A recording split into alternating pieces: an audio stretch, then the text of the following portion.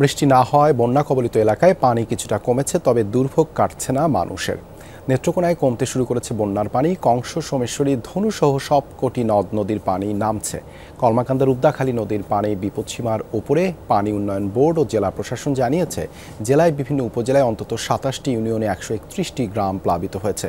পানিবন্দী লক্ষাধিক মানুষ। ১০টি আশ্রয় কেন্দ্রের ঠাঁই নিয়েছে ৪৩টি পরিবার। প্রায় ২০,০০০ হেক্টর জমির আমন ধান পানিতে নিমজ্জিত হয়।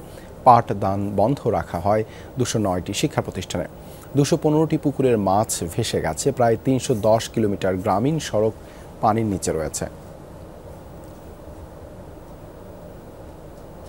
শেরপুরেও প্লাবন পরিস্থিতির কিছুটা উন্নতি হয়েছে। নিম্নাঞ্চলে প্লাবিত এলাকার পানি কমতে শুরু করলেও দুর্ভোগ কমেনি। এছাড়া ত্রাণ নিয়ে রয়েছে হাহাকার। সকালে সদর উপজেলা মাছ ধরতে গিয়ে পানির স্রোতে নিখোঁজ হওয়া চান্দের নগর এলাকার সমীর উদ্দিন নামে এক ব্যক্তির মরদেহ উদ্ধার হয়েছে। এই নিয়ে ঢলের পানিতে শেরপুরের ১০ জনের মৃত্যু হলো। ৫টি উপজেলা বন্যা কবলিত হয়ে ২৫ ইউনিয়নের ১.৫ লাখের বেশি মানুষ পানিবন্দী।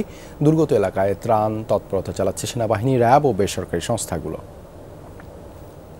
৫ দিন পর ময়মনসিংহের হালুয়াঘাট ও ধোবাউড়ায় বন্যা পরিস্থিতির কিছুটা উন্নতি হয়েছে। কমতে শুরু করেছে পানি, তবে নতুন করে পানি বেড়েছে ফুলপুর উপজেলার কিছু এলাকায়। আছে খাদ্য ও সুপেয় পানির সংকট। শুকনো খাবার খেয়ে দিন পার করছেন অনেকে। গোখাদ্য সংকটে গবাদি পশু নিয়েও বিপাকে পড়েছেন বানভাসীরা। বন্যায় ক্ষয়ক্ষতির পরিমাণ নির্ণয়ে কাজ করছে সরকারি দপ্তরগুলো।